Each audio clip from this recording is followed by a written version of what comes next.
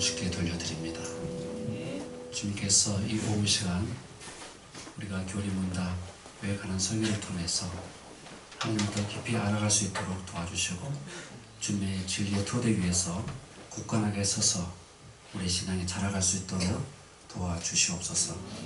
그래서 우리에게 명하신 사명을 잘 감당할 수 있도록 성령의 권세와 능력을 말씀을 통하여 입혀 주시옵소서. 예수님의 이름으로 기도합니다. 아멘.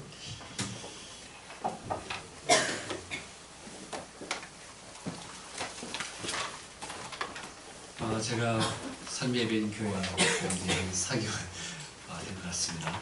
시간이 참 빠르네요. 그 네 번의 그 설교를 통해서 여러분도 좀 많이 들어보지 못한 주제고, 사실 저에게도 그렇게 편한 주제는 아니에요. 우리 한국 교회에서는 거의 다루지 않는 그런 설교죠. 이 브라이언트 마이어스라는 제가 봤을 땐 선교학자라고 말해도 부작용 없는 사람입니다. 가난한 자와 함께 걷는 선교, 그 책에서 중요한 주제들을 제가 함께 이제 적용해서 나눴던 거고요. 이 변화 발전 그 사역은 사실 우리가 많이 하고 있습니다. 월드비전, 국제 기아 대책기구라든가 이런 단체들이 하고 있는 게 세상을 하나님의 말씀을 통해서 변화시키는 그런 사역이라고 볼 수 있어요. 그래서 그들의 관심은 예수님의 마음을 가지고 가난한 사람들, 사회적 약자들, 특별히 우리 교회 기도 제목 많이 올라옵니다. 이슬람권에서 핍박당하고 있는 우리 형제 자매들, 복음이 전해지지 않는 미전도 종족, 이런 곳에서 복음이 전해지게 되면 그 신앙을 가지고 사기가 얼마나 힘듭니까? 그렇죠? 우리 한국에서조차도 가족이 예수 믿지 않을 때 자기가 먼저 믿는 사람들 얼마나 힘들어요. 그렇죠? 그래서 이왕이면 통째로 가정이 믿는 게 좋습니다. 그리고 일부러 받지 않아도 될 그런 고난 받는 것을 즐겨할 필요는 없어요. 우리가 바울의 모험을 통해서도 충분히 피할 수 있는 고난은 피해갔고요. 또 예수님께서 친히 가르쳐주셨어요. 예수님께서 이곳에서 핍박하면 저쪽으로 가라 그랬어요. 끝까지 너 죽을 때까지 싸우지 마 그 말이에요. 우리가 뱀처럼 지혜롭게, 비둘기처럼 순결하게 하나님의 말씀을 적용하는 지혜가 굉장히 필요합니다. 여러분, 우리가 하나님 말씀을 깊이 공부할수록 우리가 단편적으로 어느 한 단면만 믿고 있는 것을 절대화하지 않는 그런 지혜를 발휘할 수 있습니다. 그래서 우리 전훈아 목사님하고 얘기를 좀 해서 이왕이면 제가 좀 더 잘할 수 있는 은사를 가지고 있는 부분을 이 교회의 유익을 위해서 쓰는 게 중요하잖아요. 그래서 저는 이 교리문답의 중요성에 대해서 굉장히 많이 주장하고, 좀 우리 동기 목사들이나 또 선배 목사들도 마찬가지고 또 후배들도 마찬가지고 우리 개혁교회 전통, 장로교회의 전통 따라서 교육 목회를 잘 했으면 쓰겠다. 그런 부분들은 사실 우리 지목사하고 몇 년 동안 많이 얘기를 나눠왔어요. 특별히 교육 목회 차원에서 우리 장로교회 아버지 되는 칼리벤의 이 교육 목회, 이런 철학을 많이 반영하고 있죠. 그래서 다음 세대 교육에 좀 모험이 될 수 있는 이런 사역들을 잘하고 있고, 또 여기서 훈련받는 우리 다음 세대들이 참 보기 아름답게 잘 자라고 있는 것 같아요. 너무 보기 좋습니다. 근데 참 주인공이 다음 세대예요. 기존 세대들은 번창mad이 아닌가? 그러지 않겠죠? 이 기존 세대도 굉장히 중요합니다. 어떻게 보면 사실 기존 세대가 더 중요합니다. 다음 세대 보면서 회개를 많이 하죠. 우리 기존 세대들은. 그렇죠? 여러분, 자녀를 많이 키우면 키울수록 회개할 것을 많이 발견하게 돼요. 그리고 정말 예수님처럼 내가 자녀들을 잘 섬겨야 되겠다. 내 것도 아닌데 내 것처럼 함부로 하잖아요, 우리 자녀들을. 예. 그리고 자녀 성공 그렇게 중요하지 않습니다. 자녀의 실패 그렇게 중요하지 않아요. 여러분들이 이런 부분에서 좀 자유함을 누리길 바랍니다.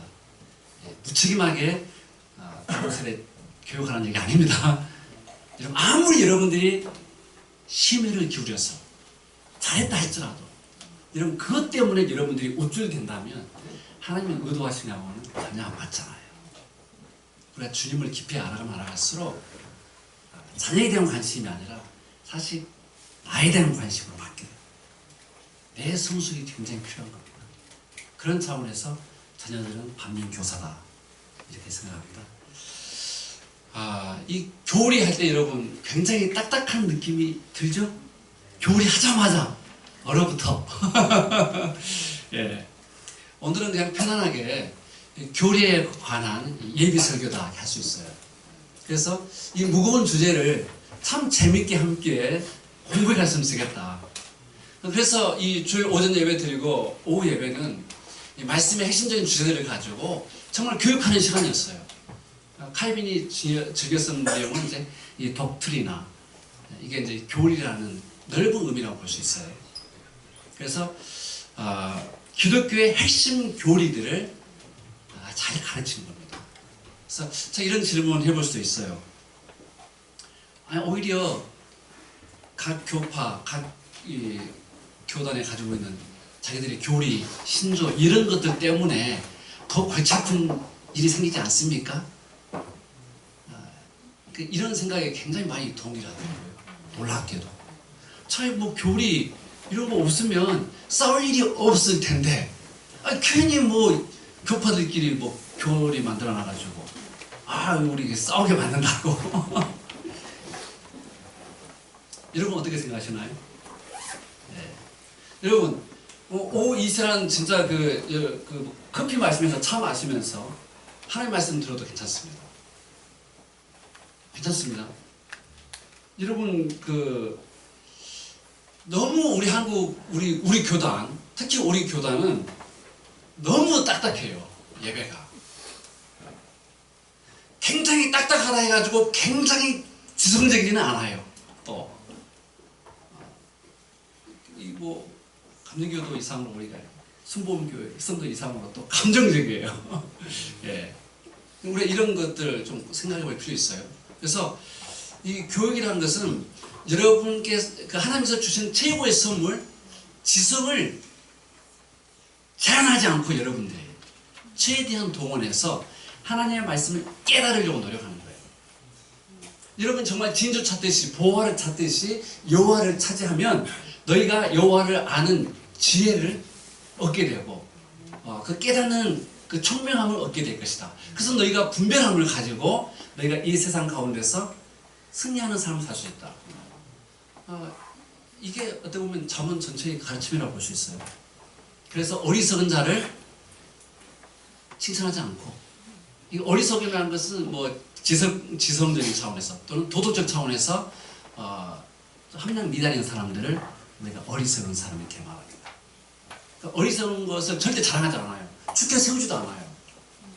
신약 성경도 그 전통을 그대로 물려받습니다. 그래서 무식하고 어리석은 사람들을 피하라 이렇게 말하고 있어요. 여러분 무식한 것이 절대 자랑이 돼서는 안 돼요. 여러분 이것은 우리가 뭐 박사학위 받았으면 똑똑하다 절대 아닙니다. 저는 여러분들을 어떻게 생각하고 있느냐, 신학교에서 신학을 배우기 위해서 신학교에 들어온 성도라고 저는 생각하고 이 자리에 섰습니다. 그래서 여러분들이 저와 함께 이렇게 이 교리문답을 공부해 가면 여러분들이 최소한 신학교에서 조직신학만큼 여러분들이 잘 배웠다. 최소한 내년 1년 하고 나면 어디 신학교 뭐 2, 3학년 수준 된다. 저는 그런 마음으로 여기 하고 있어요. 제가 4학년이라고 말하면 조금 주제넘 같죠? 근데 주제넘지가 않아요. 왜? 신학교 4학년은 꼬꾸라져요. 신학교 1학년 들으면 자기가 박사야. 신학교 2학년 되면 자기 한 석사야. 3학년 되면 이제 내가 학사 수준 공부하고 있구나 깨닫게 돼요. 4학년 되면 무너져 버려요. 예, 신학이 이게 만만한 게 아니에요. 예.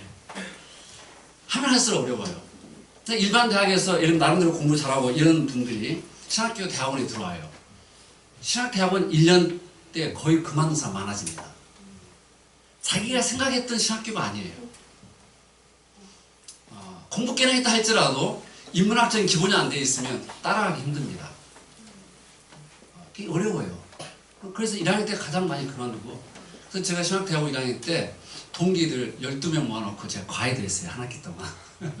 그래서 그만두려고 했던 사람들이 지금 다 목사님 되셔가지고 목회 잘하고 계십니다. 광주에 한 10분 정도 있을 거예요, 지금도. 여러분, 우리 5층만 보더라도 교리가 왜 중요한지 알게 되잖아요. 그렇죠? 이제 우리가 성경 말씀을 한 번씩 찾아가면서 아주 편안하게, 여러분들이 좀 긴장을 푸세요. 나한테 질문 던져가지고 또 어려운 그런 거 걱정하지 마세요. 그런 거 걱정하지 마시고, 제가 질문하면 여러분 그냥 말할 수도 있어요. 뭐 논쟁할 수도 있어요. 예, 여러분 혹시 뭐 메타인지라고 들어봤나요? 요즘에 천재교육법이라고 이 교육부에서 엄청나게 교수들이 세미나 많이 합니다. 제가 전남 학부 네트워크 제가 공동대표잖아요. 그래서 다음 부사장 뭐 와가지고 빅데이터 전문가인데 그분 강의도 나주에서 한 번 했고, 순천에서는 뭐 요즘에 뛰는 또 이수영 씨인가? 이번에 아주대 메타인지 전문가 김경희 교수 한번 목포 도교육청에서 했는데, 메타인지 내가 말할 수 있으면 내가 알고 있는 거 말하고 있구나 이렇게 되잖아요. 근데 말하다가 막 막혀. 이게 떠오르지가 않아. 내가 말하고 있지만 나도 이해를 못하는 것 같아. 그러면 여러분 어때요? 바로 여러분의 뇌가 야 임마 다시 공부해. 그렇게 명령해요, 안 해요? 예. 그럼 여러분 다시 공부하는 거예요. 그래서 말의 봄으로써 내가 알고 있는 것을 심화시키고, 내가 말하다가 막히고 잘 안 되는 것을 돌아가서 다시 공부하게 되고, 이런 게 메타인지 구조예요. 이게 1000명 중에 1명이 있다고 그래요. 메타인지법으로 공부하는 사람들이. 안 가르쳐줘도 자기가 알아서 공부를 그렇게 하는 거예요. 그건 천재예요. 이제는 이제 이렇게 말해줘가지고 이런 훈련을 시키는 거예요.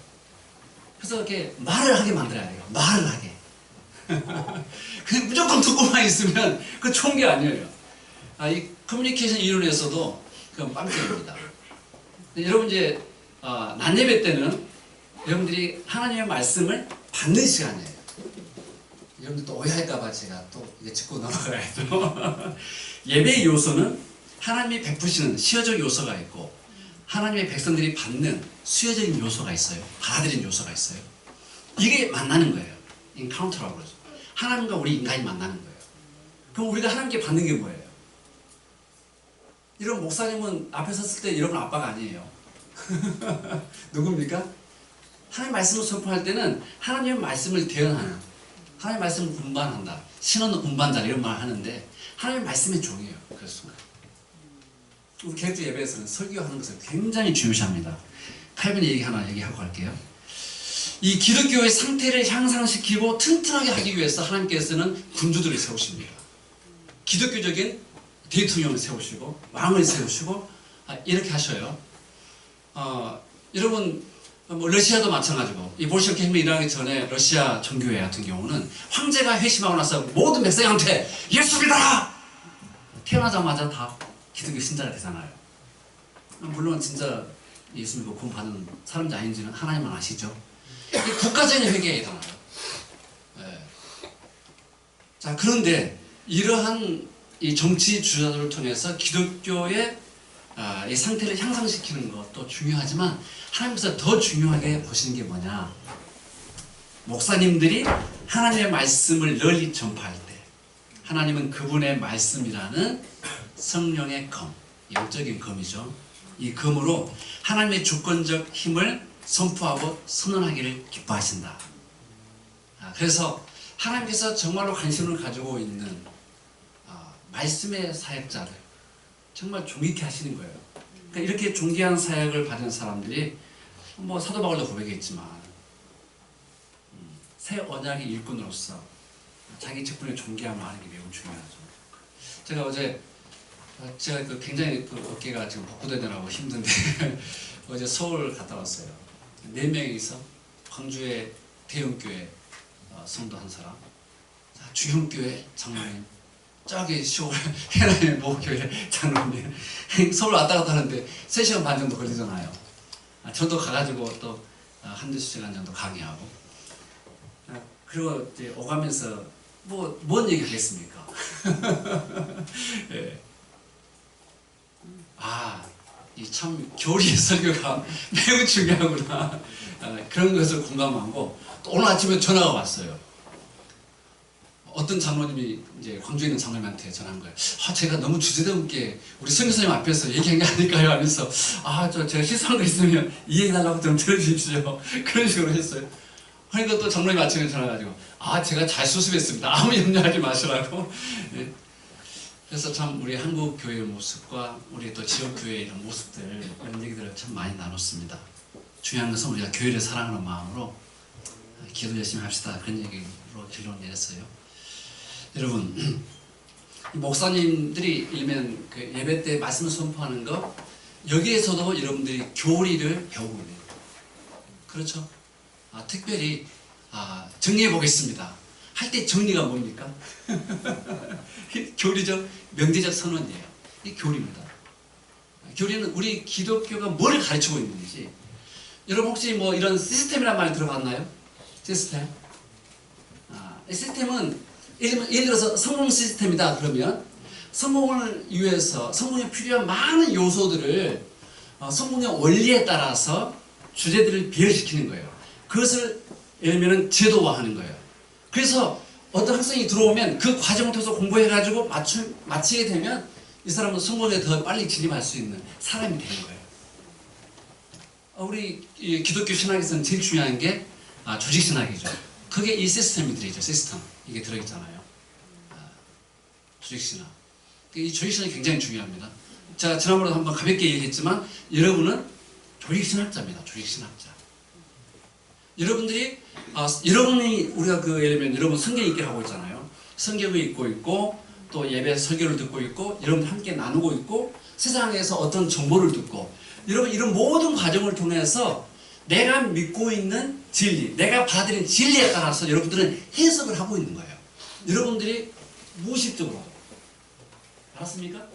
그래서 그 해석이 옳든지 그르든지 여러분은 어떤 사건을 직면했을 때, 어떤 상황을 직면했을 때 여러분들은 이미 형성되어 있는 자기 나름대로의 조직신학을 가지고 여러분들은 이렇게 행동하기도 하고 저렇게 행동하기도 하고 이것을 선택하기도 하고 저것을 버리기도 하고 이런 그런 겁니다. 그러니까 여러분들이 보다 더 훌륭한 선택을 하려면 뭐가 필요하겠어요? 보다 더 훌륭한 교리가 정리돼가지고 여러분들이 기독교 우리 교리가 기독교 신학이 이런 것이구나 많이 알면 알수록 선택하는데 유리하겠죠. 그렇죠? 이게 자라는 과정입니다. 자라는 과정이에요. 예수님께서 자라면서 신체가 자라고 지성이 자라고 그러면서 하나님께나 사람에게나 칭찬받는 존재로 성숙해 가셨잖아요. 그렇죠? 베드로 사도도 자기 편지 마지막에 얼마나 중요하면 그 얘기를 하고 마무리합니까? 예수 그리스도의 은혜와 예수님을 알아가는 지식 속에서 여러분들은 성장해야 합니다. 이런 것도 우리가 이제 예수님을 닮아가는 성업의 차원으로 이해할 수 있습니다. 제가 이제 이 다음 주에 이제 1월 첫 주에 이제 첫 번째 이제 요리 문답 소요리 문답 하면 소고기 요리인가? 라고 생각할 수도 있어요. 예전에는 소요리 문답이 있는데 또 소요리 또 소교리 그렇게 말하면 돼요. 그래서 대요리가 있고 소요리가 있는데 말 그대로 대요리는 좀 더 긴 거고 소요리는 좀 더 짧은 거예요. 그래서 질문도 좀 짧고 그 답변도 좀 짧아요. 좀 긴 것은 이제 대요리예요. 원래 이제 이 소요리는 이제 일반 우리 자녀들과 일반 성도들을 위해서 소교리 문답 이렇게 하고, 대요리 문답은 이제 이르면 목회자가 되고자 하는 사람들이라든가 좀 더 성숙한 사람들을 위해서 대교리 문답 이렇게 나뉘게 되죠. 중요한 것은 이게 웨스트민스터 신앙 고백서를 먼저 만들어 놓고, 그리고 거기에 따라서 이렇게 신앙적으로 어린 아이들을 교육시키기 위해서 소교리 문답과 대요리 문답이 여러분 알고 있는 영국 국회에서 이게 이제 의결됩니다. 1643년부터 1948년, 49년도에 이르면 스코틀랜드에서는 장로교가 먼저 된 것은 여러분 영국의 북쪽에 있는 스코틀랜드죠. 스칼랜드. 존 낙스가 제네바에서 칼빈한테 배웁니다. 그리고 왜 여러분 지형적으로 굉장히 멀리 있는 스위스 제네바에 있는 칼빈과 섬 나라인 영국에서 이렇게 장로교가 번성했느냐? 여러분 좀 궁금하지 않나요? 전혀 궁금하지 않죠. 네.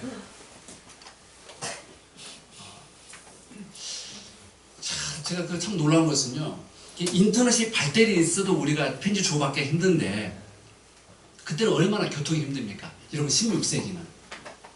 근데 이 스위스에서 편지를 써가지고 사람을 통해서 영국에 보내고 그래요. 여러분 그 영국 종교개혁이 되는 이야기는요 참 재밌어요. 헨리 8세 여러분 알죠? 1500년대 자기 본부인 캐더린 마음에 안 드니까 그 캐더린의 여자 시종 엠볼린이라는 여자 사랑에 빠지잖아요. 그래서 이제 그 여자하고 결혼하려면은 이혼을 해야 할 거 아니에요. 예. 근데 그 당시 카톨릭의 권력을 가지고 있는, 예를 들면 독일, 에스파냐 이런 다 관계가 있다는 말이에요. 그래서 하기 힘들죠. 그래서 이제 로마 교황으로부터 나는 너희들의 명령을 받지 않겠다. 그래서 이제 나오는 게 수장령이에요. 영국 교회의 머리는 누구다? 영국 왕이다는 거예요. 너희들하고 빠이빠이 이런 식으로 해가지고 영국에는 정치적인 문제를 가지고 종교적인 일을 사요. 근데 놀라운 것은 토마스 크랜머 대주교라든가 그 당시 때 이르면 그 공작들 실제로 이르면 섭정을 하면서 영국을 다스리고 있는 이런 사람들에게 영향을 미친 사람이 누구냐? 칼빈의 편지입니다. 그리고 이런 피해 여왕 메리를 알 거예요. 메리. 그 애가 이르면 첫 번째 딸 이 캐서린의 딸이에요. 그러니까 얼마나 일을 좀 갈았겠어요. 자기 아빠가 자기 어머니 해버리고 시녀를 왕비 삼아가지고 해가지고 얼마나 이게 열받았겠어요. 진짜 그 이 카톨릭 친화적이면서 한마디로 종교개혁에 가담했던 많은 사람들 핍박하니까 많은 사람들이 막 영국 스위스로 네덜란드로 프랑스나 독일 이런 데로 막 다 피신 거예요. 그때 이제 또 많은 사람들이 그 당시 아주 최고 유명한 칼빈 박사한테 배우려고 가서 배우고, 영국의 사람들이 설교 듣다가 너무너무 좋아. 그래서 자기들이 피난 온 사람들이 돈을 모아가지고 칼빈의 설교를 적게 만들어요. 그 설교 들은 것을 가지고 다시 영국을 막 보내요. 근데 그러한 칼빈의 설교를 듣고 영국 사회가 영적으로 엄청나게 개혁되기 시작한 거예요. 그래서 나중에 이제 이 엠볼린의 딸이 엘리자베스예요. 엘리자베스. 근데 엘리자베스는 이제 좀 기독교적이었단 말이에요. 카톨릭적이지 않고. 그래가지고 다시 사람들이 막 들어와요. 이러면서 이제 이 청교도들, 여러분 많이 들어봤을 겁니다. 청교도. 예. 이 청교도의 신앙이 우리 개혁주의 신앙, 장로교의 신앙하고 같은 라인이 있어요. 다 여러분 칼빈에 의해서 물론 많아요. 그 당시에 주변에 마틴 부서라든지 이런 교회 다닌다면 좀 들어봐야 돼요. 따라서 해보세요. 마틴 부서. 어떤 책에서 마틴 부처라고 합니다. 부처 말 듣거든요, 우리가. 그런데 C 발음을 처로 하기도 하고 C 발음하기도 해요. 마틴 부서, 마틴 부처. 예를 들면 블링거, 여러분 이제 종교개혁자 마틴 루터는 많이 알잖아요. 근데 이 마틴 루터가 죽기 전에 정신 약간 못 차리고 약간 왔다 갔다 했어요. 그래가지고 굉장히 종교개혁하고 나서 유럽이 평화롭지 못한 어려움에 빠지기도 해요. 그래서 이 종교개혁의 마무리를 칼빈의 기독교 강요라는 책이 없었다면 종교개혁이 실패로 돌아갔을 가능성이 매우 높아요. 무대포로 막 싸운다 해가지고 이기는 거 아니잖아요. 그렇죠? 그래서 굉장히 종교전쟁, 30년 전쟁, 이런 종교전쟁이 많이 발생하고, 좀 루터란 영화 봤을 거예요. 이게 아닌데! 하면서 막 초토화 되버리잖아요. 성상 파괴, 교회 파괴, 막 건물들 파괴하고 이런 일이 벌어지잖아요. 그래서 우리가 이 종교개혁을 명분으로 하지만 하나님의 말씀이 진리에 맞지 않게 얼마든지 행동할 수 있다. 얼마든지 과격한 테러리스트가 될 수 있다. 이런 것들을 역사를 통해서 우리가 배울 수가 있어요. 우리 너네스쿨 아이들은 또 예루살렘으로 갔다 오고, 히브리 대학 군인인지 모르겠는데 예, 그게 지금 세계적인 역사학자 유발 하라리 이런 호모사피엔스 그런 책은 여러분 정보로 듣고 있죠? 이런 말을 했습니다. 역사는 과거로 돌아가기 위한 것이 아니라 과거로부터 벗어나고 해방되기 위한 원물입니다. 우리는 그 잘못된 것으로부터 해방되고 잘못된 것으로부터 우리가 자유를 얻기 위해서 사실 역사를 공부하는 거예요. 또 그리고 역사는 내일을 가리키면서 오늘 우리가 뭐를 준비해야 되는지를 보여줘요. 예. 그래서 하나님께서도 이 역사 가운데서 하나님의 구원의 이야기를 접목시키고 있는 겁니다. 그래서 구속사는 역사 플러스 하나님의 구원의 이야기. 예. 오늘 아침에 우리 목사님께서 하나님의 이야기, 얼마나 이야기가 멋있어요. 하나님과 함께하는 이야기를 만듭시다. 이것도 바로 우리가 이 교리 공부를 통해서 이 하나의 소설 쓸 때 글의 자료, 그냥 뼈대 이런 자료가 될 수 있습니다. 예. 제가 오늘 좀 말을 좀 잠잠하게 하니까 자장가처럼 들릴 수 있어요. 여러분 그 행복합니다. 하나님 말씀을 들으면서 잠자는 것은 참 행복한 일이에요. 괜찮아요. 예. 여러분이 그런 자유가 없다면 얼마나 힘들겠습니까? 예. 칼빈이 이런 말을 했어요. 교회는 건전한 신앙 고백이 있어야 하고 건전한 교리 위에 기초한다. 교리 문답이 없이는 어떤 교회도 살아남을 수 없다. 이런 말을 했어요. 좀 동의가 되나요? 예. 동의 안 하셔도 괜찮아요. 왜 그러한가? 왜 그러한가? 이렇게 멋있게 표현했더라고요. 죽지 않고 좋은 곡식으로 자라. 죽지 않고 좋은 곡식으로 자라. 먼저 벌써 떠오르죠? 씨 같은 게 떠오르잖아요. 예. 죽지 않고 좋은 곡식으로 자라 세대와 세대를 이어가며 몇 배로 증식하는 씨앗과 같은 것이 바로 교리이기 때문이다. 이런 말을 했어요. 예. 그래서 초대교회들은 벌써부터 우리가 무엇을 믿는지 신조들을 정리하기 시작했어요. 그래서 이것은 여러분들 우리가 사도신경 고백하는데 우리는 지금 이렇게 여러분들이 나는 하나님을 믿습니다. 나는 예수 믿습니다. 나는 성령을 믿습니다. 이렇게 고백하잖아요. 근데 이렇게 그냥 이렇게 나온 게 아니에요. 네가 믿고 있는 하나님에 대한 신앙을 고백하시오. 성도들 앞에서. 그러면 그때 자기가 애운 것을 애워가지고 말을 하는 거예요. 그러니까 질문이 있으니까 답하는 거죠. 이게 묻고 답하는 거예요. 그래서 이 초대 교부 때도 오리게네스라든가 터툴리안 이런 유명한 우리 이 초대교회의 아버지들, 교부라고 하는 사람들은 교리 문답 학교를 통해서 복음화 했습니다. 최고의 지성들이 교리 문답 학교에 들어와 가지고 하나님의 말씀, 기독교에 대해서 배운 거예요. 이게 말하면 신학교로 간 거죠. 이런 것을 잘 배운 사람들이 이단이에요. 여러분 신천지 무료 성경 신학교 이거 사실 우리 기독교에서 많이 했던 일이란 말이에요. 근데 요즘 시대에 자기들이 활용해가지고 3개월, 6개월 훈련시켜버리면 다 빠져버린단 말이에요. 세뇌 교육이죠.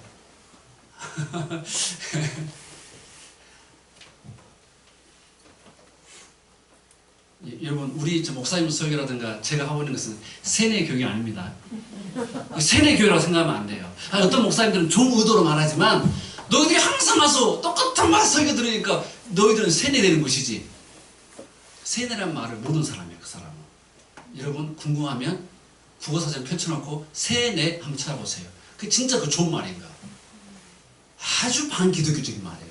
그러니까 혹시라도 농담으로 내가 너희들 세뇌시키고 있어 라고 한다 할지라도 그냥 농담으로 끝내시기 바랍니다. 네. 세뇌는 좋은 게 아니에요. 따라서 해봅시다. 지, 정, 의. 하나님께서 우리 영혼에 이 3대 요소로 이 지, 정, 의를 주셨어요. 근데 여기 순서가 중요해요. 순서가. 지가 먼저 와야 되지 정의라든가 의지가 먼저 오지 않아요. 의지는 우리가 쉼을 하게 되면 하나 욕구라고 말할 수 있어요. 근데 근본적으로 지성적인 욕구, 뭐 이 정서적인 욕구, 의지적인 욕구가 있는데 그 중에서 가장 정말 중요한 게 우리가 이 알고자 하는 욕구예요. 지성적인 욕구예요. 그래서 우리가 확실하게 이것은 하나님의 말씀에 기준에 비추어서 맞다 그러다 이걸 여러분들이 우리가 안다고 하잖아요. 그렇죠? 배워서 이게 내가 예수를 통해서 배운 성경의 교리하고 맞다 안 맞다 이러면 그렇게 말을 해요 안 해요? 안 해요 안 해요? 하잖아요. 네. 여러분 그래서 이 아는 것이 굉장히 중요해요. 아는 것이 굉장히 중요해요. 자, 그런데 우리의 기독교 신앙은 우리의 이런 지성적 차원에서 아는 차원을 뛰어넘어 있어요. 그래서 우리가 기독교의 지식을 우리가 지식과 지성이라고도 부르기도 하지만 칼빈은 기독교적 지식을 확신으로 표현했어요. 확신. 그래서 너희가 예수 그리스도 안에 있는가 확증하라 이런 말 했지 않습니까? 그래서 이 확신 자체가 어디에서 오는가? 이게 내 안에서 나오는 게 아니고 사실은 하나님의 주신 선물입니다. 선물. 그러니까 이 확신과 믿음이 어떻게 보면 같은 말로 쓰일 수가 있어요. 그러니까 믿음은 지성이라기보다는 확신에 가까운 표현이다. 이런 것들을 여러분 좀 정리했으면 좋겠어요. 여러분 이제 대학교 이제 1학년, 이제 2학년 들어갈 우리 아이들이 있는데 대학교 가게 되면 이런 기본적인 것이 안 돼 있기 때문에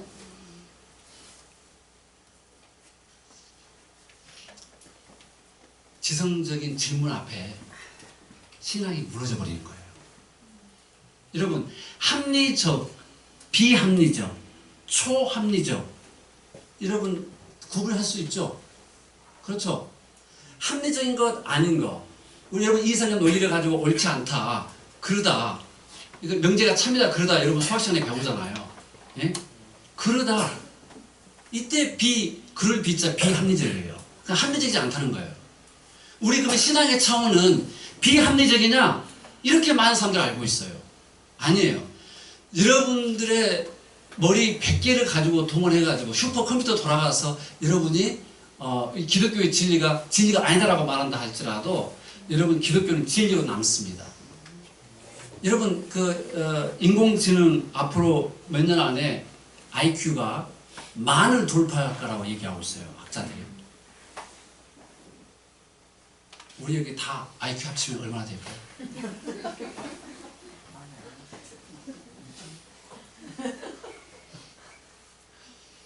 IQ 200이 할지라도 몇 명 있어야 되는 거예요?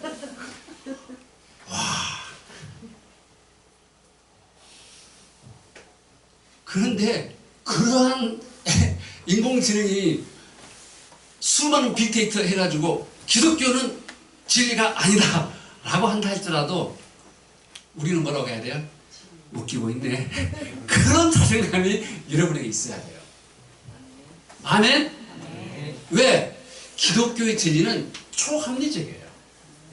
그러니까 이 세상 사람들에게 주어진 모든 지능을 다 동원한다 할지라도 기독교, 하나님의 말씀, 우리가 고백하는 절대 진리다라고 말하고 있는 이 진리 체계를 넘어뜨릴 수 없어요.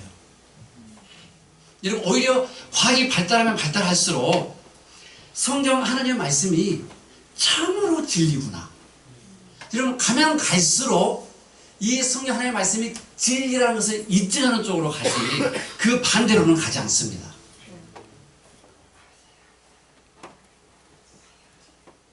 아무리 첨단 과학, 진화론자마다 아무리 인간이 진화 발전한다 할지라도 이거 겁먹을 필요 없어요. 그리고 여러분들이 목숨 걸고 진리를 표현할 필요가 사실은 없어요. 여러분, 우리가 까불면 안 돼요. 하나님은 우리를 지킵니까? 우리가 하나님을 지킵니까? 신학교 가면 험증학, 변증학 이런 학문들이 많아요. 근데 우리가 먼저 알고, 확실히 알고 우리가 기독교를 변증하기 위해서 해야 되는데 뭐냐면, 우리의 변증이 하나님의 존재와 하나님을 하나님 되게 하시는 것을 우리가 마치 지켜낸다라고 생각하면 안 돼요. 성경 여러분이 읽어봤을 때 그걸 발견하게 돼요. 하나님이 하나님 되심을 항상 행하시는 거예요. 하나님께서. 우리가 그것을 받아들여야 되는 거죠. 그러니까 우리가 얼마나 하나님의 그 존재와 우리의 존재를 구분하지 못하고 있는지 우리가 이 교리의 문답을 통해서 우리가 공부하게 되는 거예요. 이제 좀 마무리해야 되겠네요. 좀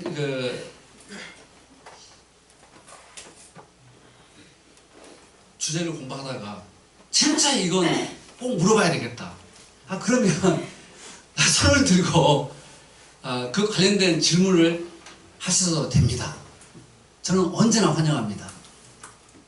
왜? 모르면 죄송합니다. 제가 모르는데요. 그러면 돼요, 제가.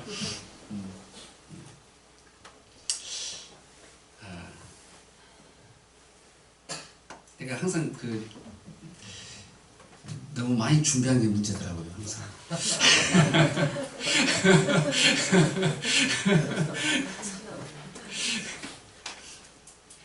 책을 써야 되겠네요. 제가 오늘 이 교리에 대해서 뭔가 좀 더 재밌게 하려고 했는데, 좀 재밌나요? 제가 여러분 익히 알고 있는 주제에 믿음에 대해서, 믿음, 이걸 가지고 한번 잠깐 또 얘기하고, 시간이 좀 되면 또 다른 것 좀 더 하고 할게요. 제가 사실 오늘 디모데후서 3장 10절부터 17절 이 교리 문답과 관련해가지고 좀 간단하게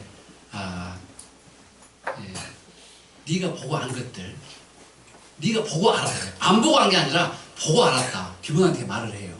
그럼 우리도 이런 바울의 행적, 예수님의 행적, 또 우리 앞서간 믿음의 선배들의 행적을 통해서 너 알잖아! 이렇게 말하시는 것들이 있어요. 나온 김에 그 제목만 얘기할게요. 바울이 이렇게 말합니다. 디모데야, 너는 아주 익숙하게 알고 있다. 마치 네가 조사해서 안 것처럼 알고 있다. 바로 그게 뭐냐? 첫 번째, 너는 교훈을 알고 있다. 내가 너에게 전한 교훈을 알고 있다. 바울의 복음, 바울이 전한 복음을 얘기하는 거예요. 근데 그 핵심이 바로 뭐냐? 바울이 설교한 그 핵심이 죽은 자 가운데서 다시 살아나는, 죽은 자 가운데서 다시 살아날 것, 예수 그리스도의 죽으심과 부활, 이것에 대해서는 확실히 알고 있다. 바울의 복음의 핵심이 예수 그리스도께서 죽은 자 가운데서 다시 살아날 것에 대한 이야기였습니다. 그래서 우리를 부활의 증인으로 불렀단 말이에요. 부활의 증인. 그래서 심판도 부활하신 예수 그리스도의 사건을 통해서 너희들은 지금 예수 그리스도를 받지 않으면 심판받게 된다. 이게 사도행전 7장 30, 31절의 얘기예요. 그렇죠? 그래서 예수 그리스도의 부활이 없는 복음은 우리가 심판을 선포할 수가 없어요. 우리 한국교회에 뭐가 필요하느냐?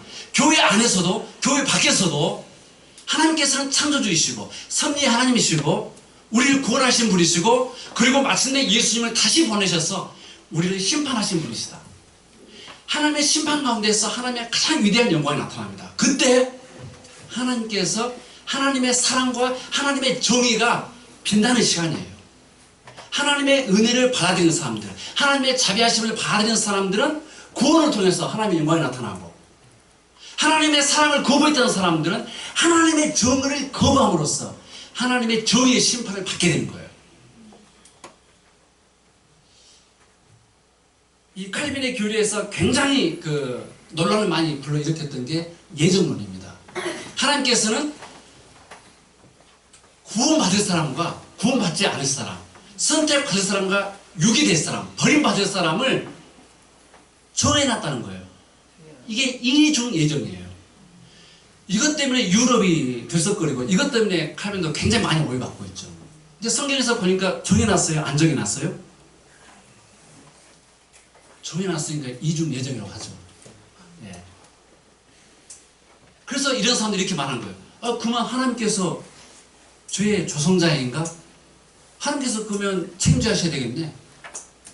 우리 자유가 뭐야? 우리 자유 뭐야? 이런 생각하게 되죠. 이런 생각 해야 되는 거예요. 그게 정상이에요. 왜냐하면 여러분 로봇은 아니니까. 그러면 우리의 자유와 하나님의 주권적인 통치가 뭔 상관이 있지? 여러분 고민하게 돼요. 어려운 문제예요. 하나님의 주권적인 통치와 여러분 개인의 자유, 이 문제가 굉장히 어려운 문제예요. 이런 부분 고민해야 돼요. 우리가 고민하는 과정 속에서 우리의 신앙이 막 성장하는 거예요. 근데 이런 고민하기 싫다고 하는 사람들 신학교 가더라도 80%, 내가 이제 90% 했는데 좀 낮춰서 80%는 공부 잘 안 해요. 주기인이 머리 있지 않아요. 여기 있어요. 지 목사님도 진짜 이 공부가 어려워요. 왜냐면 우리가 머리 쓰기를 싫어하거든요. 솔직히 안 그래요? 공부 이번에 열심히 했던 우리 수능생들 머리 쓰는 거 솔직히 좋아요 안 좋아요? 솔직하잖아요. 이렇게 머리 쓰기 싫어하는 게 우리예요. 그래서 요즘에 인공지능한테 우리의 선택까지도 맡겨버려. 나 오늘 저녁 뭐 먹어야 할지 막 고민이 너무 많아. 인공지능한테 물어본 거야. 야 소피야 나 뭐 먹을까? 그러면 소피아가 오늘 이거 먹어. 그러면 그래? 그럼 네가 요리해. 로봇한테 시키면 요리해가지고 선택까지도 이제 로봇한테 맡기는 시대예요. 재밌죠? 여러분 그러면 안 됩니다. 그래서 이렇게 내가 뭘 가르치는지 너희들 알고 있다. 그러니까 여러분도 우리 지 목사님 통해서 뭘 설교하고 있는지를 여러분들 알고 있는 거예요. 이게 교리의 출발입니다. 이게. 그리고 말과 행함으로 보여줬던 그리고 이 사도 바울이 의도, 의향, 이 항상 복음을 만민에게 전파하려고 했다. 땅끝까지 복음을 전하려고 했던 그런 목적과 의향을 가지고 있다는 것을 너는 알고 있다. 우리한테 배우라는 얘기죠. 여러분 여기 예루살렘에서 평양에서 예루살렘까지 이런 얘기 할 때 이제 연결이 돼야 되는 거예요. 그렇죠? 이게 이제 이 교회가 이 목사님의 설교와 또는 이런 교리 설교하는 교리 설교 담당자가 있어요. 사실 우리 한국교회는 목사 한 명이잖아요. 사실은. 근데 옆에서 조금 저는 이제 협력하고 있는데 성경에서의 리더십은 복수입니다. 복수. 담임 목사 딱 한 사람이 있는 게 아니에요. 근데 우리 한국에는 유교 교회가 아니기 때문에 한국 교회는 딱 한 명 목사 이런 것이 딱 전통적으로 잘해버린 것 같아요. 원래는 복수입니다. 복수. 이걸 잘 안 하는 것 같아요. 우리 인간들이 독자기를 좋아해서 그런지 어쩐지. 근데 우리가 이렇게 만들어가고 있는 교회의 전통, 이것이 성경적으로 문제가 안 되면 그것을 정지할 필요가 없습니다. 한국교회 목사님들 당회장 목사 한 명 있다 해가지고 이거 잘못됐다! 이렇게 말하면 그건 오버한 거예요. 저 그렇게 말하지 않아요. 다양한 형태를 띌 수 있어요. 그래서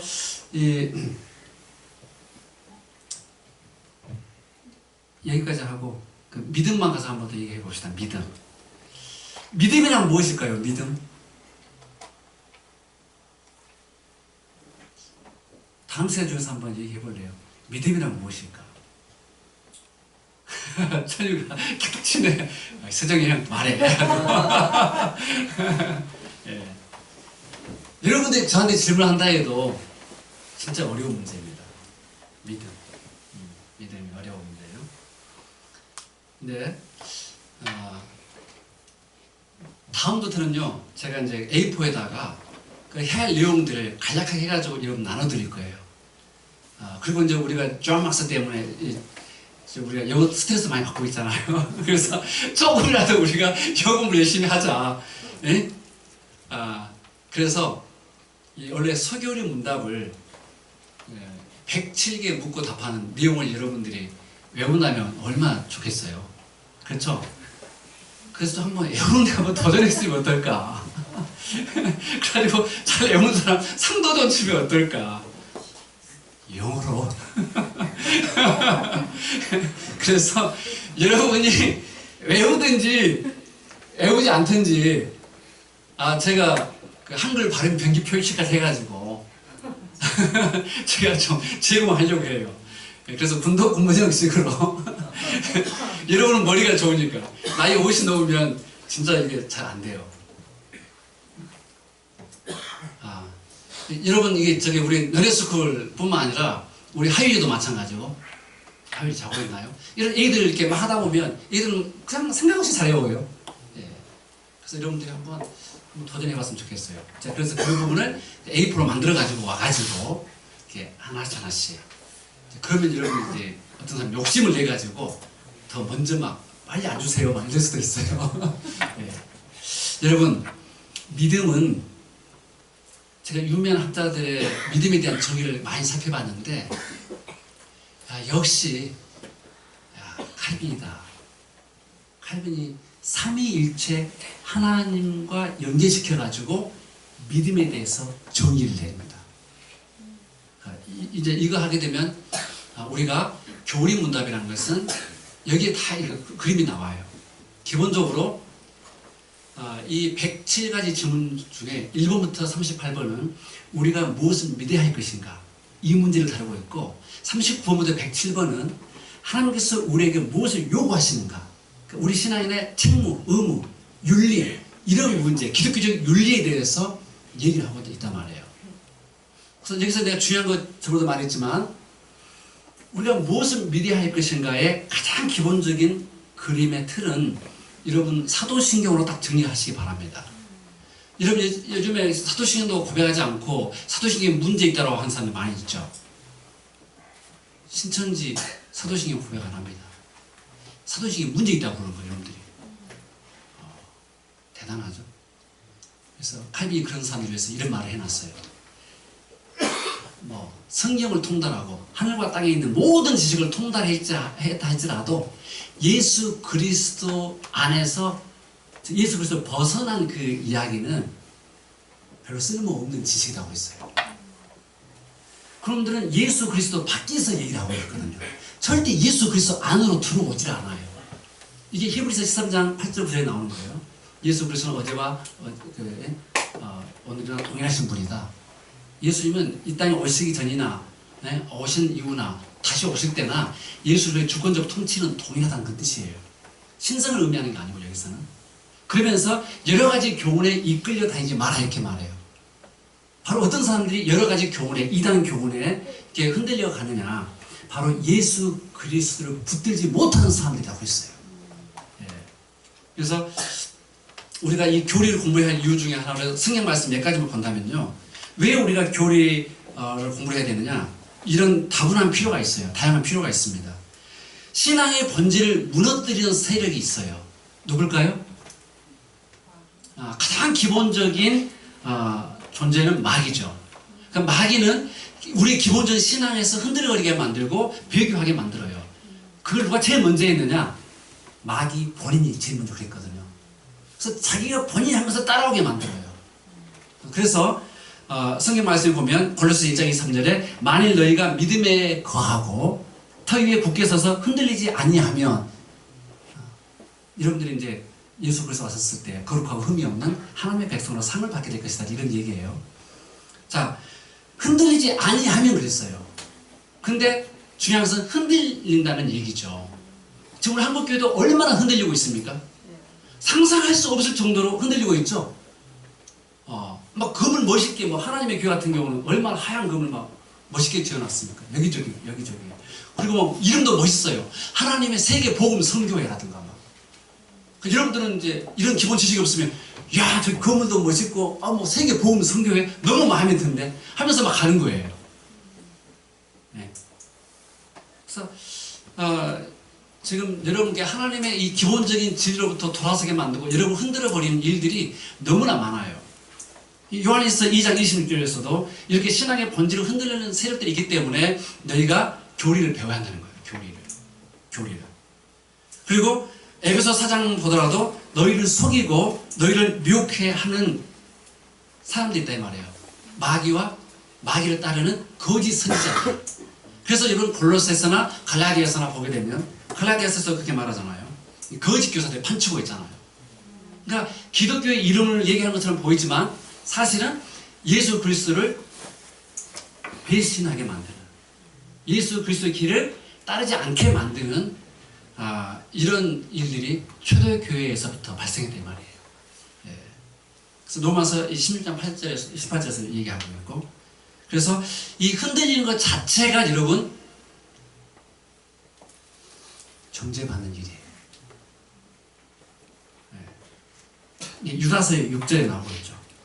마귀가 가장 먼저 이렇게 흔들리고 하나님을 배격하게 되죠. 예. 그래서 그 마귀가 따라간 아담과 하와 같은 경우도 이제 그렇게 되는 거예요. 그래서 이 교리는 우리 기독교의 기본적인 신앙을 확실하게 잘 가르쳐서 여러분들이 교리 밖으로 벗어나서 그리스도를 포기하지 않게 만들어주는 이런 역할을 한다. 그렇게 생각하면 되겠어요. 예.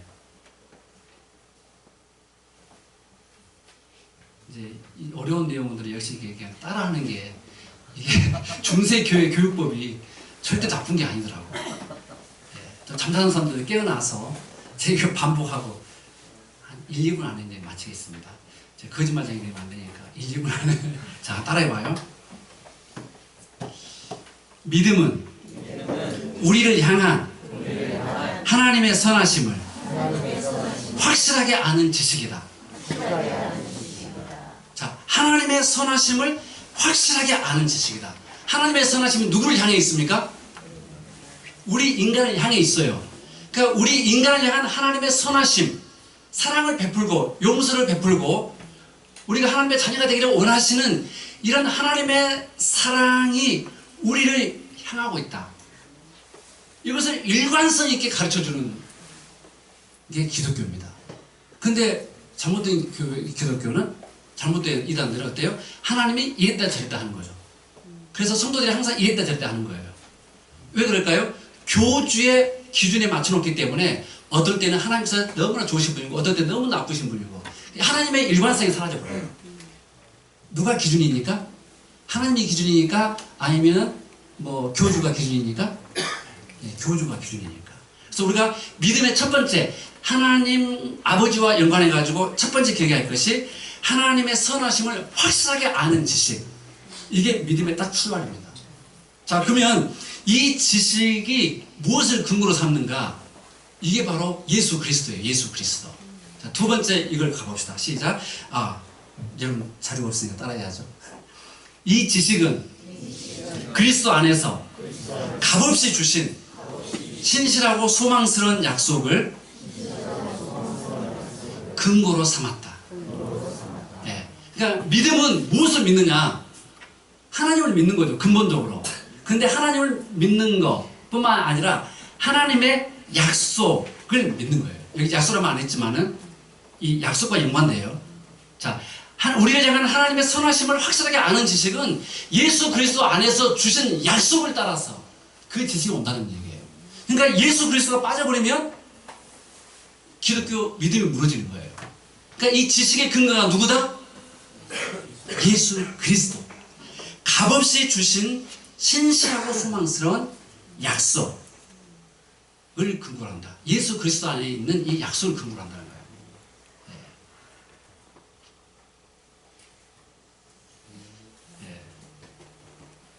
자, 그런데 이제 그 지식이 이제 예수 그리스도를 근거로 한다고 그랬죠. 근데 이제는 그 지식이 누구를 통해서 우리한테 알려졌는가?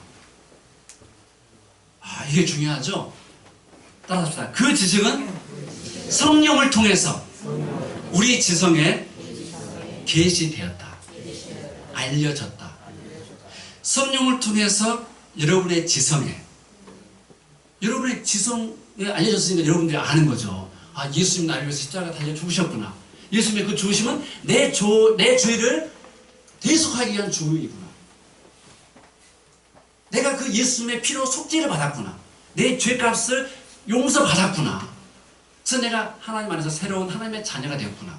아담의 범죄를 인해서 잃어버렸던 하나님의 형상이 이제 예수 그리스도 안에서 회복되었구나. 이게 우리가 새 사람 된 거예요. 새 사람. 새 사람이 된 거예요. 따라합시다. 우리는 새 사람. 근데 여전히 여러분들이 옛사람이 남아있어요. 그러니까 여러분들은 옛사람과 새사람이 여러분의 마음 안에서 항상 갈등을 일으키는 거예요. 그렇죠? 죄의 욕구를 따를 것인가? 성령의 인도하심을 따를 것인가? 이걸 이제 다루고 있는 로마서 8장이에요. 그래서 육신은 우리 몸 육신을 말한 게 아니에요. 옛사람의 욕구를 말하고 있는 거예요. 그러니까 우리 예수 믿는 사람은 예수 믿기 전에 내 마음대로 살고자 했다는 그 욕구와 예수 믿고 나서 성령께서 주시는 하나님의 마음으로 살고자 하는 욕구가 늘 갈등하고 있다 이거예요. 알겠죠? 그러니까 그게 정상입니다. 여러분 갈등하고 있는 게 정상이에요. 아무런 갈등이 없다. 그 사람은 이 땅에 없어요. 그렇게 있다 한 사람은 자기를 속이고 있는 거예요. 이 땅에서 바울도 베드로조차도 이 갈등에서 벗어난 존재가 아니에요. 그런데 많은 거짓 선지자들이 갈등이 없는 것이 진짜 대단한 믿음이에요. 이렇게 많은 사람들이 있어요. 근데 그런 목사를 보니까 나중에 타락하더라고. 육체를 벗을 때 우리는 완전히 자유롭게 되는 거예요. 그럼 우리가 육체를 벗기 전에 이 땅에 살 동안은 그 옛사람의 욕구와 예수 안에서 새롭게 지어진 새 자아의 욕구가 늘 싸운다 이거예요. 그래서 우리가 하나님 나라 천국 백성은 첫 번째 뭘 해야 되느냐? 성령의 권세와 능력을 힘입어서 죄와 싸워서 이기는 훈련을 해야 한다. 이렇게 가르치고 있는 거예요. 항상 승리한다가 아니라 항상 싸워야 한다 이렇게 말하고 여기서 우리가 이김의 승리를 많이 경험하면 경험할수록 그 사람이 거룩해져 가는 거예요. 그래서 이 우리 마음에 계시됐을 뿐만 아니라 우리 마음에 도장처럼 새겨졌다 이렇게 말합니다. 이걸 믿음이라 이렇게 칼빈 우리한테 가르쳐줬어요.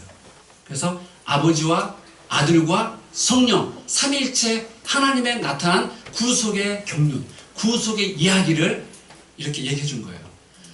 모든 교리 문답은 이 칼빈의 기독교 강요를 기초로 해서 다 만들어졌어요. 우리 기독교의 유명한 신앙 고백들 여러분 알고 있는 거 얘기해 볼래요?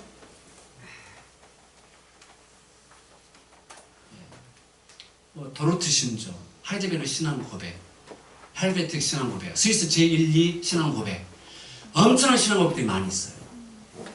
그러니까 우리가 그중에서 가장 대표적인 것이 소교리 문답이다.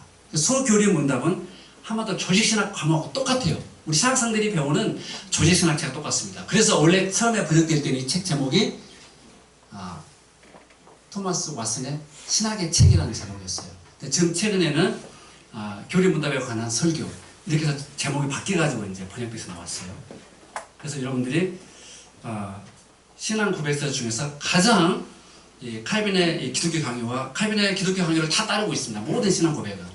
그래서 그 신앙 고백에 가장 이 대표로 잘 되어 있는 것이 소교리 문답이니까 소교리 문답 1번부터 107번 한번 외우는데 한번 도전해 보시기 바랍니다.